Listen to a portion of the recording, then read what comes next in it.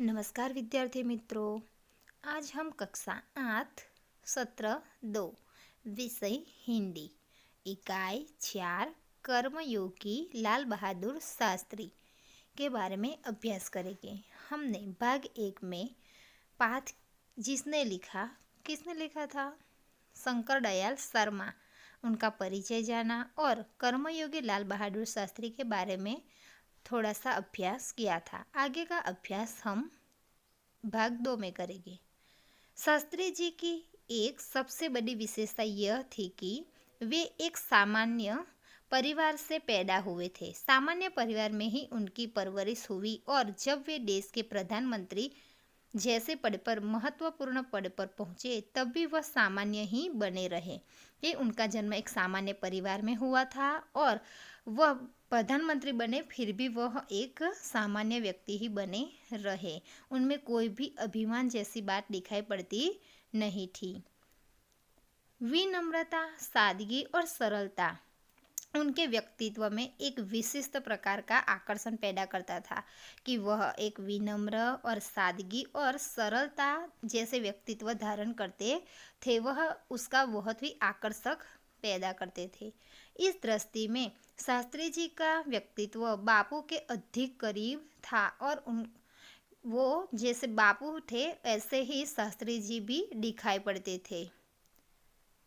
बापू से प्रभावित होकर ही सन 1921 में उन्होंने अपनी पढ़ाई छोड़ दी थी कि लाल बहादुर शास्त्री ने गांधी जी से प्रभावित होकर अपनी पढ़ाई छोड़कर देश सेवा का कार्य करने लगे थे। शास्त्री जी पर भारतीय चिंतकों डॉक्टर भगवान दास तथा बापू का कुछ ऐसा प्रभाव रहा कि वह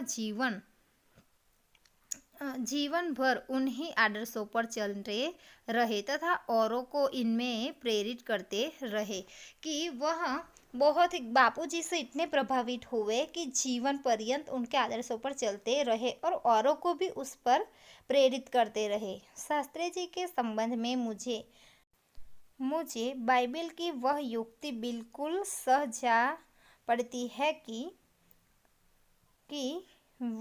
विमन ही पृथ्वी के वारिस होंगे। क्या कहा बाइबल में? क्या कहा है कि विमन ही पृथ्वी के वारिस होंगे।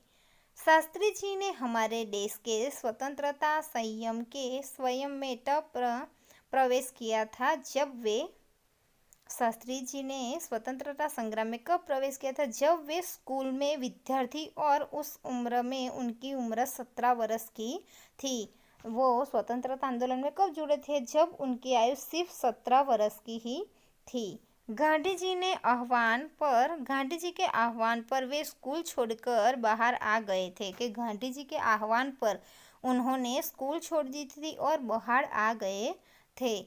इसके बाद काशी विद्यापीठ में उन्होंने अपनी शिक्षा पूरी की। उनके बाद वह काशी विद्यापीठ में महात्मा गांधी काशी विद्यापीठ में ही उनका शिक्षण पूरा हुआ। उनका नाम हमेशा देश की आज़ादी और सामाजिक कार्य की ओर लगा रहा कि जो कर्मयोगी लाल बहादुर शास्त्री थे उन्होंने पूरा जीवन सामाजिक कार्य में लगा रहा था। परिणाम यह हुआ कि सन 1926 में लोक सेवा मंडल के शामिल हो गए कि वह लोक सेवा मंडल जो था उसमें 1926 में वह शामिल हुए, जिससे वह जीवन भर सदस्य रहे। जीवन भर के लिए वह सदस्य बने रहे। इनमें शामिल होने के बाद वे शास्त्री जी ने गांधी जी के विचारों के अनुरूप अछूतों द्वारा के काम के अपने आप को लगाया कि जो शास्त्री जी थे उनके विचारों पर चलने अछूतों द्वारा जो काम किया जा रहा था उनके कार्य में उसको लगाया। यहाँ से शास्त्री जी के जीवन का एक नया अध्याय प्रारंभ हो गया कि यहाँ से उनके जीवन का एक नया ही अध्याय प्रारंभ हुआ था। सन 1930 में जब नमक कानून तोड़ो आंदोलन शुरू हुआ तब शास्त्री जी ने भी उनके भाग लिया था कि जब जो गांधी ने जो नमक छोड़ो आंदोलन शुरू हुआ था उसमें भी वह भाग लिया था। परिणाम स्वरूप उन्होंने जेल जाना पड़ा और उन्हें जेल हुई थी। यहाँ से शास्त्री जी की जेल यात्रा की जो शुरुआत हुई वो सन 1942 में भारत छोड़ो आंदोलन तक निरंतर चलती रही। वो जो नमक तोड़ो आंदोलन था वहाँ से लेकर हिंद छोड़ो आंदोलन 1942 तक उनको निरंतर जेल हुई। इन 12 वर्षों के दौरान वे 7 बार जेल गए। इन 12 वर्षों में वह कितनी बार जेल गए? 12 बार।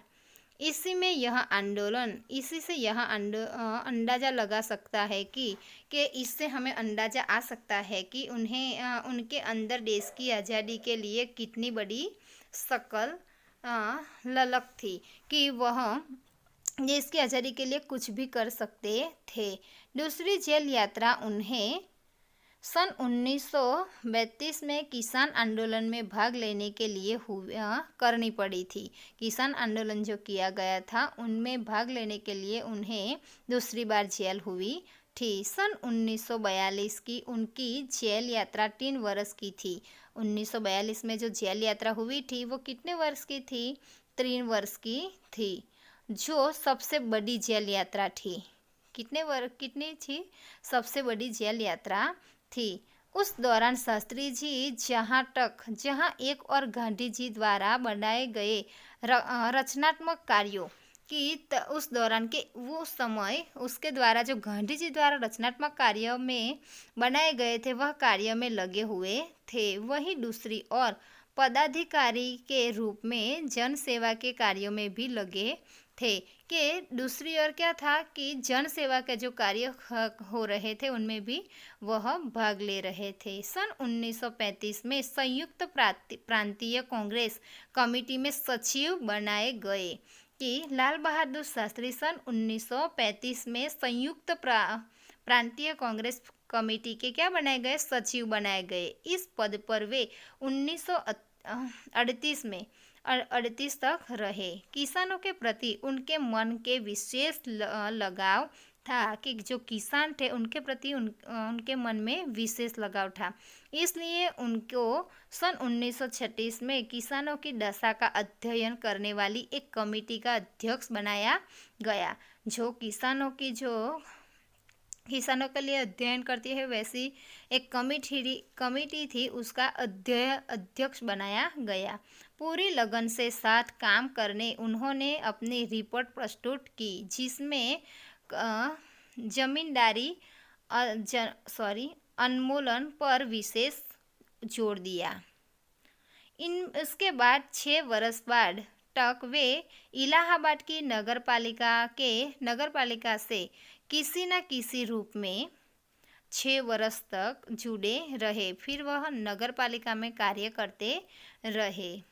मैं समझता हूँ कि इस अनुभव ने भी शास्त्री जी के व्यक्तित्व को और चिंतन को कि जो नगरपालिका का अनुभव रहा इसके दौरान उनको व्यक्तित्व का और चिंतन का नागरिकों की समस्याओं से निकट से परिचय कराया। कि नागरिकों को जो समस्या होती है उसका निकट से यानी कि नज़दीक से परिचय हुआ। उनके पास ग्रामीण जीवन का अनुभव था। अब उनके साथ ही इलाहाबाद नगरपालिका से जन सेवा का भी अनुभव जुड़ा। कि वह ग्रामीण अनुभव तो थे पर इलाहाबाद की जो नगरपालिका में काम किया उसकी वजह से जन सेवा का भी अनुभव उनको मिला। विशेष अभ्यास हम नेक्स्ट पीरियड में करेंगे। धन्यवाद।